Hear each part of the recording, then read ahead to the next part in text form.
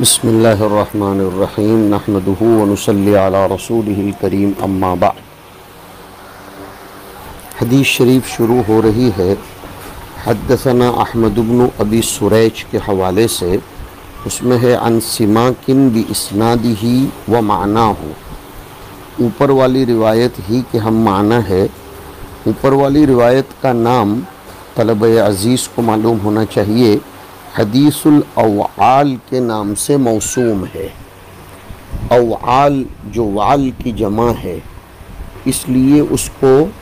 حدیث الاوعال کہتے ہیں، اور وعل یہ پہاڑی بکرے کو کہتے ہیں۔ یہ حدیث اس طریقے سے ترمذی میں بھی ہے۔ امام ترمذی علیہ الرحمہ نے باعتبار سند کے اس حدیث پر حسن غریب کا حکم لگایا ہے، اور جیسے ابھی آپ کے سامنے تازہ پڑھا گیا کہ اس حدیث کو سماک سے بھی روایت کیا گیا ہے۔ بعض محدثین نے اس حدیث پر باعتبار سند کے ایک کلام کیا ہے۔ چونکہ آپ حضرات حدیث شریف کے طلبہ ہو اور علم الحدیث پڑھ رہے ہو، حدیث اور علم الحدیث میں کافی فرق ہے، اس لیے سند کے باب میں بھی کچھ معلومات آپ کو فی الفور تو ہونی چاہیے۔ اس حدیث کی سند میں جو اوپر گزری، اس میں ولید ابن ابو ثور نام کے راوی ہیں۔ دوسرا یہ کہ اسی مضمون کی حدیث جیسے میں نے کہا ترمذی شریف میں عن ابی ہریرہ بھی آیا ہے، جس میں آخری کلمہ ہے ثم اللہ تعالی فوق ذالک، وہ ترمذی میں نہیں ہے، بلکہ اس کے بعد زمین کا تذکرہ ہے کہ فإن تحتها أرض أخرى بينها مسيرة 500 سنة حتى عد 70 أرضين۔ حافظ ابن قیم رحمۃ اللہ علیہ نے دونوں کا جواب دیا ہے کہ ولید ابن ابی ثور اگر اکیلے ہوتے منفرد تو ہم اس حدیث کی سند پر کلام کر سکتے تھے۔ وہ اس حدیث کی سند میں متفرد نہیں ہے، بلکہ ابو داؤد میں خود ان کے دو متابع ہمارے سامنے ہیں۔ ایک عمرو ابن ابی قیس عن سماک جو ابھی آپ نے پڑھا، اور اس کے بعد کی سند میں ابراہیم ابن طہمان عن سماک، یہ دونوں متابع امام ابو داؤد نے بیان فرمائے ہیں۔ تو جب ولید ابن ابی ثور میں باوجود یہ کہ وہ متکلم فی ہوں، لیکن جب ان کے متابع پائے جائیں تو حدیث پر آنے والا اعتراض دفع ہو جاتا ہے۔ اور جہاں تک ترمذی شریف کی ابو ہریرہ کی روایت ہے تو ابن قیم نے لکھا ہے یہ تعارض لا اعتبار کی طرح ہوگا، اس لیے کہ ترمذی نے خود ابو ہریرہ کی اس روایت کو جو بطریق حسن ثابت ہے ضعیف کہہ کر اس پر غریب کا حکم لگایا ہے، جبکہ ابو داؤد شریف کی روایت جو ہمارے سامنے ہے اس پر ابن قیم نے تہذیب السنن وغیرہ میں صحت کا حکم لگایا ہے، اور اس پر کسی قسم کا کلام نہیں کیا گیا ہے۔ تو دونوں کے درمیان فرق اس طریقے سے یاد رکھا جائے۔ اس حدیث کی سند پر جو کلام ہے اس کی قدر وضاحت میں نے آپ کے سامنے عرض کر دی۔ اس کے بعد جیسے میں نے ذکر کیا کہ متابع موجود ہے احمد ابن حفص کے حوالے سے ابراہیم ابن طہمان عن سماک باسنادہ و معناہ ھذا الحدیث الطویل۔ اب جو نئی روایت ہماری شروع ہو رہی ہے ابو داؤد کے 35ویں سبق میں، وہ روایت حدیث العطیط کے نام سے یاد کی جاتی ہے۔ عطیط، عط، عطن، ابھی ہم اس کی تشریح کریں گے، پہلے روایت سنیے۔ حدثنا عبد الاعلى بن حماد ومحمد بن المثنى ومحمد بن بشار واحمد بن سعید الرباطی، یہ احمد ابن سعید الرباطی،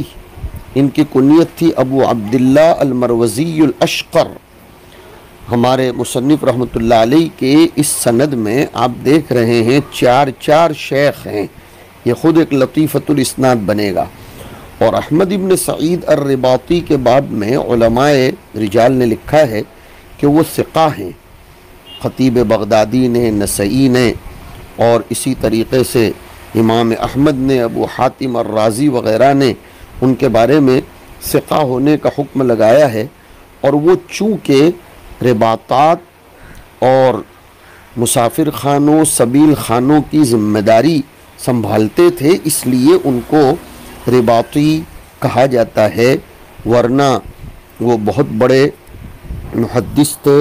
استاذ الامام ابی داؤد علیہم الرحمہ تھے۔ قالوا حدثنا وهب بن جریر قال احمد كتبناه من نسخته، یہ احمد ابن سعید کہہ رہے ہیں، مطلب ہم نے تو اس کو ان کے نسخے سے لکھا، مطلب وجادہ کیا، باقی لوگوں نے کوئی دوسرے نسخے سے لکھا ہو، جیسے کہ آخری کلام میں آ رہا ہے وَهَذَا لَفْظُهُ، وجادہ بھی ہو، تحدیث بھی ہو، ہم نے ان کے نسخے سے بہرحال اس کو لکھا ہے، ان کی کتاب سے ہم نے اس کو نقل کیا۔ وہ چونکہ حدثنا کی تصریح بھی کر رہے ہیں، لہذا اکیلا اس کو وجادہ بھی کہا جا سکتا نہیں ہے، البتہ وہ صراحت کر رہے ہیں کہ کتبناہ من نسختی، یعنی باقیوں نے ایک الگ نسخے سے لکھا ہو، ہم نے براہ راست ان کے نسخے سے لکھا، لہذا اکیلا اس کو وجادے پر محمول نہ کیا جائے، تحدیث کی صراحت ہے۔ وَهَذَا لَفْظُهُ قَالَ حَدَّثَنَا أَبِي قَالَ سَمِعْتُ محمد بن اسحاق يحدث، یہ وَهَذَا لَفْظُهُ کا مطلب ہمارے امام ابو داؤد رحمۃ اللہ علیہ فرماتے ہیں کہ میں جو کچھ نقل کروں گا وہ احمد ابن سعید کے الفاظ میں روایت کو بیان کروں گا، باقی میرے مشائخ تو اس حدیث کی سند میں اور بھی لوگ ہیں۔ سمعت محمد بن اسحاق يحدث عن یعقوب بن عتبۃ عن جبیر بن محمد بن جبیر بن مطعم عن ابیہ عن جدہ رضی اللہ عنہم قال اتى رسول اللہ صلی اللہ علیہ وسلم اعرابی فقال یا رسول اللہ، حضور اکرم صلی اللہ علیہ وسلم کی خدمت میں ایک دیہاتی صحابی تشریف لائے اور عرض گزار ہوئے، اللہ کے رسول، جہیدت الانفس، یعنی لوگوں کی جانیں مشقت میں، تکلیف میں پڑ گئی ہیں، وضاعت العیال، اور اولاد یہ کافی تباہ و برباد ہو رہی ہے، ونہیکت الاموال، نہیکت بمعنی نقصت، اور مال کم ہو گئے، وہلکت الانعام، اور جانور بارش کے نہ برسنے کی وجہ سے یہ سب ہو رہا ہے کہ ہلاک ہو گئے، فاستسق اللہ لنا، ہمارے لیے اللہ تعالیٰ سے آپ بارش کی دعا کیجئے، فإنا نستشفع بک علی اللہ تبارک و تعالی ونستشفع باللہ علیک، ہم آپ کے توسل سے اللہ کے پاس دعا کرتے ہیں اور اللہ کا واسطہ دے کر آپ سے دعا کی درخواست کرتے ہیں۔ شفیع، اس کا درجہ مسئول عنہ کے مقابلے میں عادتاً اقل ہوتا ہے، اس لیے نبی کریم صلی اللہ علیہ وسلم نے آگے فرمایا کہ وَيْحَكَ أَتَدْرِي مَا تَقُولُ، ارے ذرا سوچو تم کیا بول رہے ہو، ذرا سوچ سمجھ کر بولو، اگرچہ اس کلام میں تأویل ممکن ہے کہ استشفاع کو مانگنے پر اور سوال پر محمول کر لیا جائے حق کی بنیاد پر، لیکن لفظ میں چونکہ اس کا ایہام پایا جاتا ہے کہ استشفاع اس کا درجہ مسئول عنہ سے کم ہوتا ہے، تو مسئول عنہ وَنَسْتَشْفِعُ بِاللَّهِ عَلَيْكَ، اس میں اللہ کے درجے کی کمی کا ایہام ہوتا ہے، جبکہ صحابہ میں یہ بات نہیں تھی، لیکن حضور اکرم علیہ الصلاۃ والسلام ادب النطق بھی تو سکھاتے تھے، جیسے کتاب الادب وغیرہ میں آئے گا، اس لیے حضور نے ان کی اصلاح کی، تنبیہ کی اور ان کو صحیح رخ پر لے آئے۔ قال رسول اللہ صلی اللہ علیہ وسلم ویحک اتدری ما تقول، یعنی تمہیں سمجھ میں آ رہا ہے کہ تم اس طریقے کے جملے کہہ کر تحقیر اللہ کا واہمہ پیدا کر رہے ہو، بعد میں چل کر آنے والے لوگوں کو اس کا وہم ہو سکتا ہے کہ اس میں اللہ کی اہانت ہو رہی ہے۔ وسبح رسول اللہ صلی اللہ علیہ وسلم، اللہ کے رسول صلی اللہ علیہ وسلم نے سبحان اللہ کہا، فما زال یسبح، بار بار کہتے رہے، حتی عرف ذلک فی وجوہ اصحابہ، آپ کے صحابہ کے چہروں پر بھی وہ ظاہر ہوا۔ کس طور پر؟ کہ وہ اعرابی کے کلام کی وجہ سے حضور کو جو گرانی ہوئی تھی، وہ گرانی صحابہ تک کو پرکھنے میں آ گئی، صحابہ نے اس کو بھانپ لیا۔ ثم قال، پھر حضور اکرم صلی اللہ علیہ وسلم نے فرمایا، ویحک، انہو، اصلاح فرمائی نا، ادب النطق سکھایا کس طرح بولا جاتا ہے۔ انہو نہو ضمیر شان، لا یستشفع باللہ علی احد من خلقہ، اس لیے میں نے ترجمہ دوسرے انداز میں کیا تھا۔ لفظی ترجمہ ہوتا ہے اللہ کے واسطے سے کسی مخلوق کے سامنے سفارش نہیں کی جاتی، اس لیے کہ اللہ اپنی مخلوق کا ذرہ برابر کسی چیز میں محتاج نہیں ہے، تمام مخلوق اس کی محتاج ہے۔ اللہ کو شفیع نہیں بنایا جاتا، کسی اور کو خدا کے سامنے شفیع بنایا جاتا ہے۔ اس کی مثال ایسی ہے کہ کسی بڑے سے ہمیں کوئی مطالبہ کرنا ہو تو ہم اس بڑے کو بڑا رہنے دیں گے، شفیع کسی اور کو بنائیں گے، نہ یہ کہ اس بڑے کو شفیع بنائیں گے اور جس کو ہم ساتھ میں واسطہ لگا رہے ہیں اس کو مسئول بنا دیں گے، نہیں، مسئول عنہ اس کو نہیں بنائیں گے۔ وَيْحَكَ أَتَدْرِي مَا اللَّهُ، اب دیکھو ترجمۃ الباب کے قریب قریب آ رہے ہیں۔ تمہیں معلوم بھی ہے کہ خدا کی عظمت کیا ہے، خدا کی شان، اور وہ کس قدر قدرت کا اور کس قدر تعظیم کا مالک ہے، تو لو سنو، میں تمہیں بتلاتا ہوں۔ حضور فرما رہے ہیں، ان عرشہ علی سماواتہ لہا کدا، یہ آ گیا کہ اللہ کا عرش آسمانوں پر اس طرح ہے، اس طرح یعنی وقال، قال کئی ایک معنی میں آتا ہے، یہاں اشارہ کے معنی میں ہے، وقال باصابعہ مثل القبہ، حضور صلی اللہ علیہ وسلم نے اپنی انگلیوں کے ذریعے اشارہ کر کے بتایا کہ مثل القبۃ علیہ، جیسے کہ اس کے اوپر قبہ لگا ہوا ہو، اور وہ قبہ، وہ سائبان اس کے اوپر احاطہ کیے ہوئے ہو۔ وَإِنَّهُ أي العرش لَيَئِطُّ، اس لیے اس کا نام حدیث العطیت ہے، اور اَطَّ صوت یصوت، وہ عرش آواز کرتا ہے، بھی اللہ کی عظمت کی بنیاد پر۔ کیسی آواز کرتا ہے؟ اطیط الرحل بالراکب، جیسے اگر کوئی بھاری بھرکم ڈیم ڈول والا وزندار سوار کسی کجاوے پر بیٹھ جائے تو وہ کجاوا آواز کرتا ہے۔ ہماری زبان میں سمجھو کہ کبھی کسی ہلکے پھلکے یا کم وزن کے پلنگ پر بہت موٹا اور فیٹ آدمی بیٹھ جائے تو جیسے وہ پلنگ، وہ مسہری یا وہ کرسی آواز کرنے لگتی ہے تڑ تڑ کر کے، اس طرح اللہ کی عظمت کی بنیاد پر وہ عرش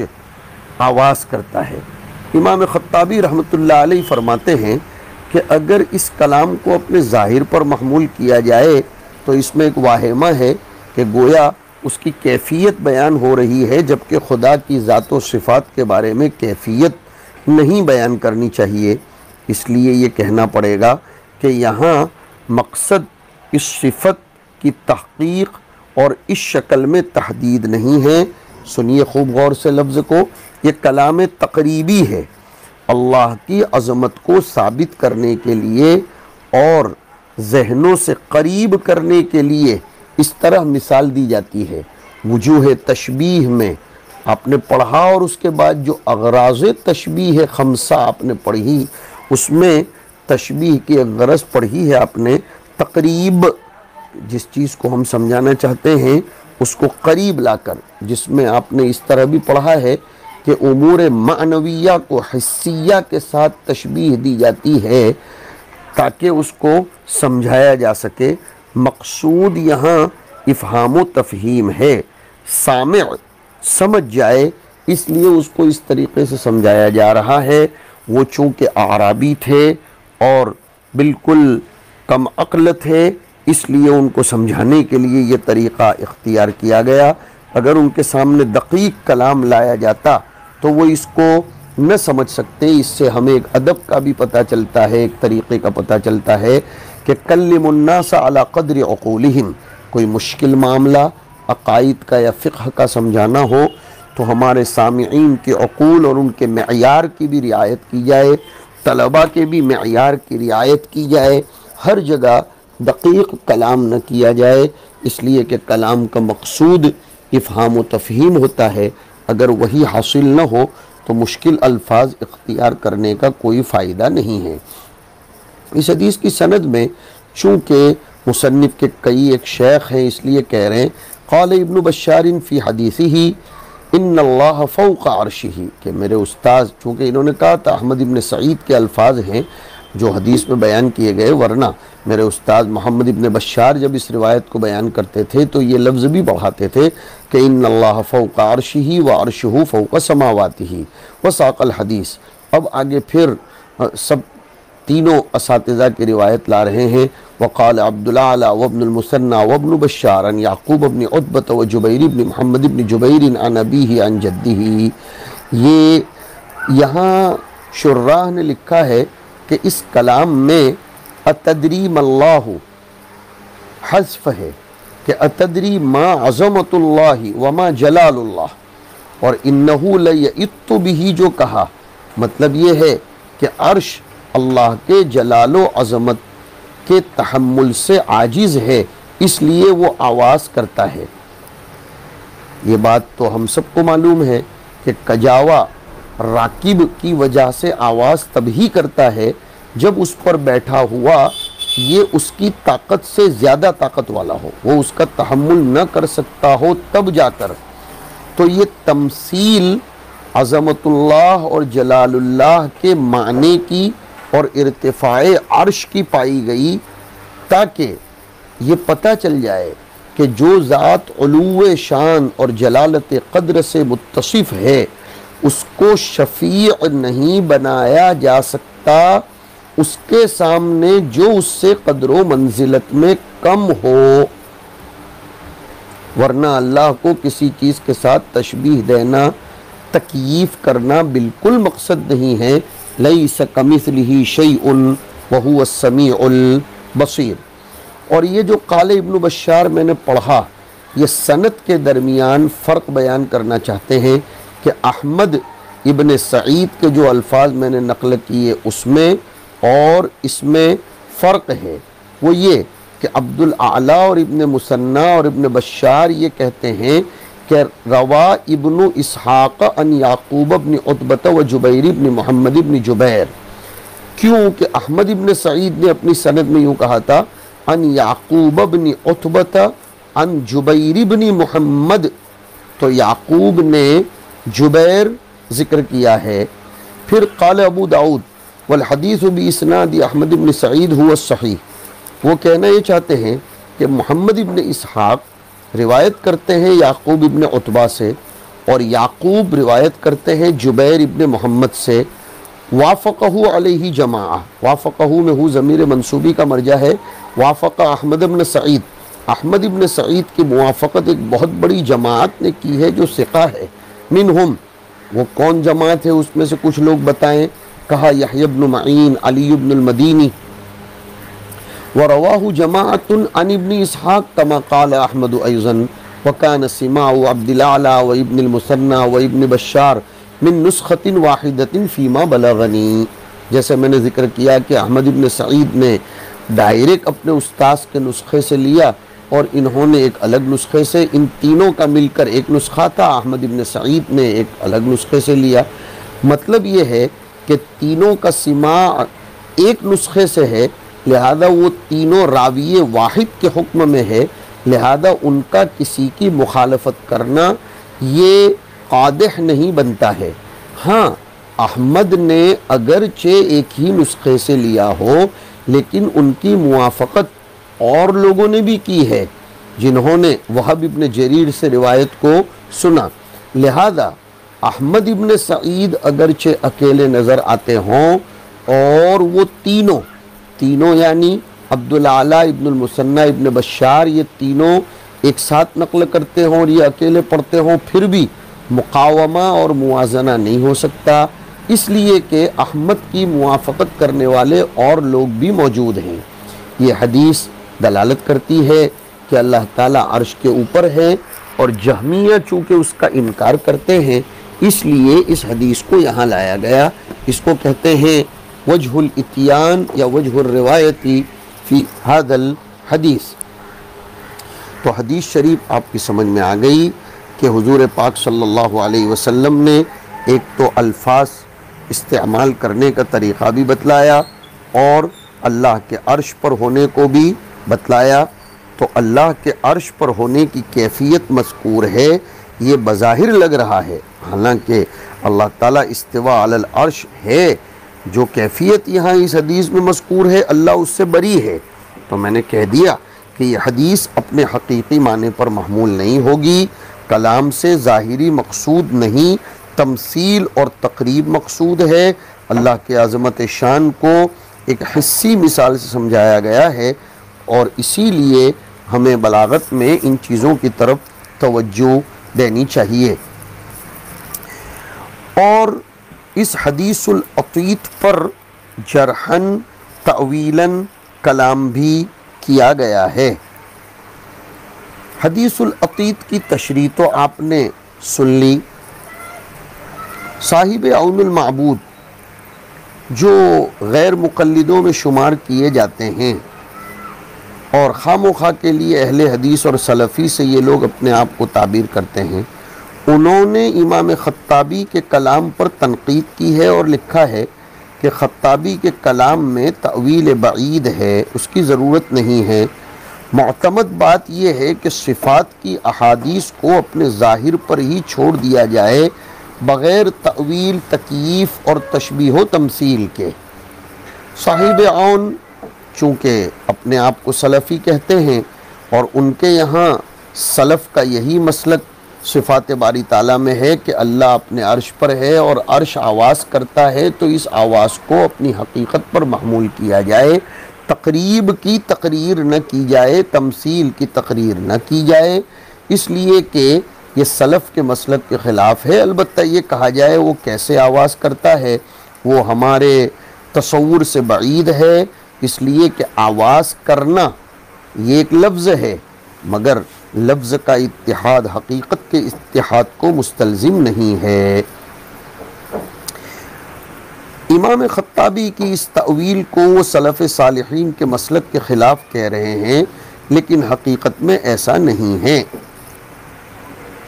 سلف صالحین نے جن احادیث صفات کے بارے میں یہ کہا ہے کہ ان کو اپنے ظاہر پر چھوڑ دیا جائے، وہ تو ان احادیث صفات کے بارے میں کہا ہے جو مطلق ہیں، جن میں کیفیت مذکور نہیں، جیسے استواء علی العرش، نزول رب، ید اللہ علی الجماعہ وغیرہ وغیرہ۔ تو ہم بھی تو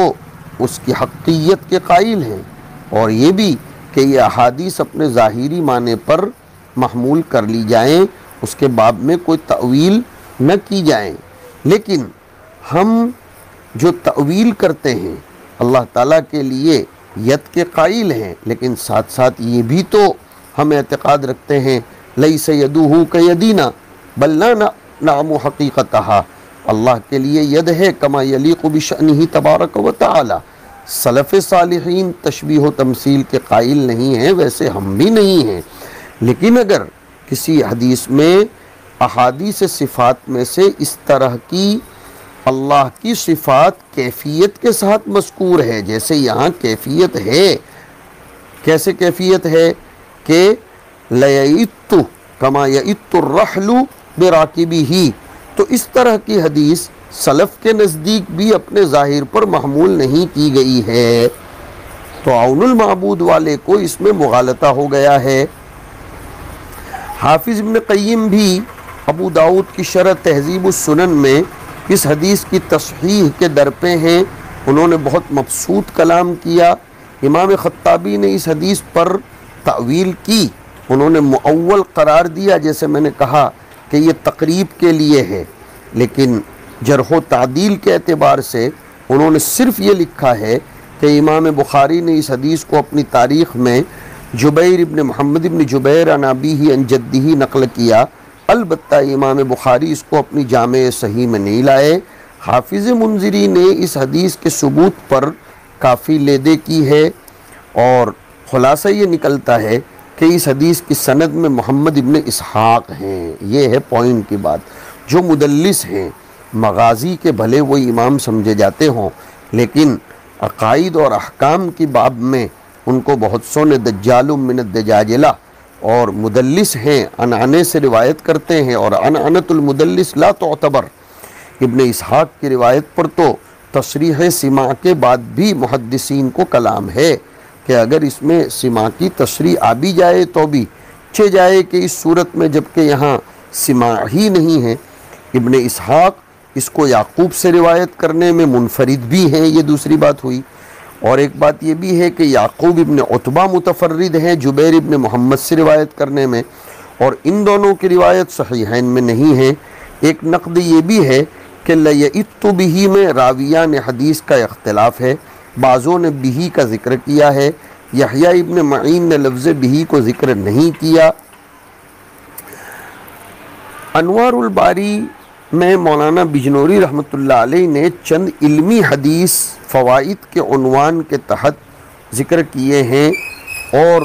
وہ میں نے آپ کو تھوڑے سے ذکر کیے، جس میں بتلایا ہے کہ اس حدیث میں بولنے کا طریقہ اور اس طریقے سے اللہ رب العزت کی عظمت کو کس طریقے سے لیا جائے اس کو سمجھایا گیا ہے۔ وصلی اللہ علی النبی الکریم۔